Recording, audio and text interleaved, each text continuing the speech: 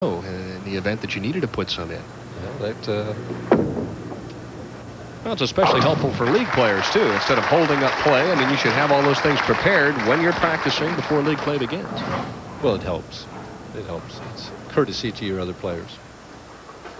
Parker Bohn down by 2 in the 5th. John Mazza next in line, then Brian Goebel, and our top seed Mark Williams here in Riverside, California. Well, he liked that the moment it left his hand. Well, you know, Dan, when you're a quality player like that, any quality player can really feel it coming off your hand. You know you threw it well, and you're just running it out almost from the get-go. Marshall right there. What he does is he uses a sure grip, and he puts tape on the back of that and then sticks it in the hole so he gets the same feel all the time. But that takes a little bit of time to do. He didn't feel he had the time to do that in between the 4th and 5th frame. For the double. Ooh, nice shot. Boy, you could hear that one all the way up here in the broadcast booth. So now it's an 8-pin lead after the double for Parker Bohn. We'll be back with more from Riverside, California after this.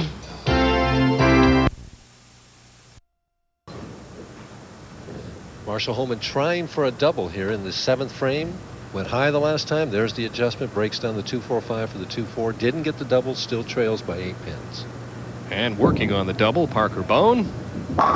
Make it a 3-bagger, and he's thrown just one errant shot. He paid dearly for it, but he's bounced back nicely. Nobody prettier than Parker when he's throwing the ball. Just really love to watch him bowl. I love his body English. Using 2 different balls here, Dan. I hadn't picked that up before, but he's using one ball in the right lane, another ball in the left lane here. 5 strikes and 7 frames. And could lead by 28 if he X's here. 3, 5, 6, and the 6-pin falls over. Still a difficult spare in the 3-5. Gives Holman a little bit of life. Difference is 16 pins if Parker converts the spare. Again, the pros at these spares, harder and straighter. Don't have to throw a big hook at the spare. No trouble. Excellent conversion for Marshall Holman. If he would strike out, he could shoot 224. He's down by 16, so he has to strike here in the 8th.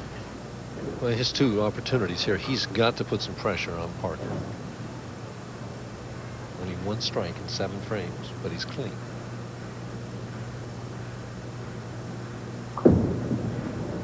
Smooth release. He needs one just like that on the left lane now.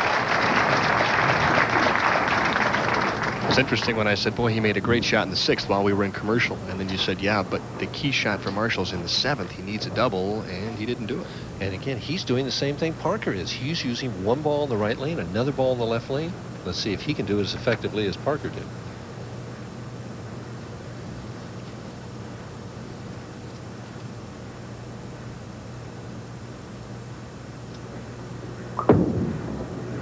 Here it comes. And he got the hit. And there's the Holman reaction. Finally, the break he was looking for, so he still has a chance. Watch the turn. Now watch the ball come in light. The head pin goes to the wall. 4, 5, 7. The 7 the last to go, and Holman's reaction. Classic. With 3 strikes and some count, Parker Bohn can finish him off, but long way to go. What a crisp shot that was on 46. Chris really described that. That came off his hand so clean, you couldn't hear that ball hit the lane. Parker with a possible 230. And we see the difference. 6 pins, both players on strikes. Parker can shut him out with 2 strikes. Marshall's really been a bit unlucky. Only threw 1 ball out of the pocket, right? Yep, 2. First frame and the 5th frame. Very little time. Plenty of speed, and the wall shot carries with the first shot in the 10th. This one, and you can pretty much say goodbye to Marshall Holman. Not yet. If he strikes on this shot. If he strikes on this shot. That's what I mean. Correct. Interesting how both professionals are using 2 different balls on this championship round pair. I've never seen that before. Both players are doing it. And that one's left-handed and the other's right. Mm-hmm.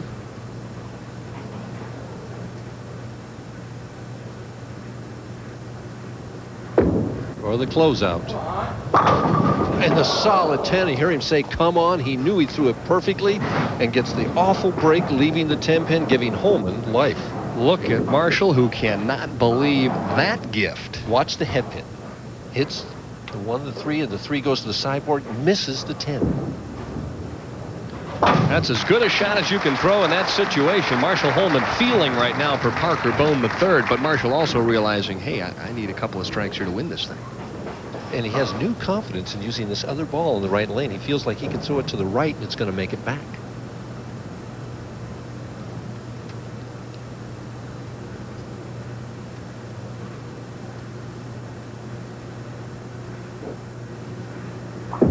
Needs 2. This is the first one. And he gets it. Very little reaction. Marshall knows how to control himself in these situations.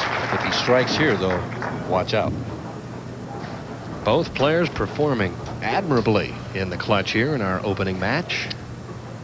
Marshall, I'm sure, much happier with this performance than last week, but still needs a strike and 6 pins to win.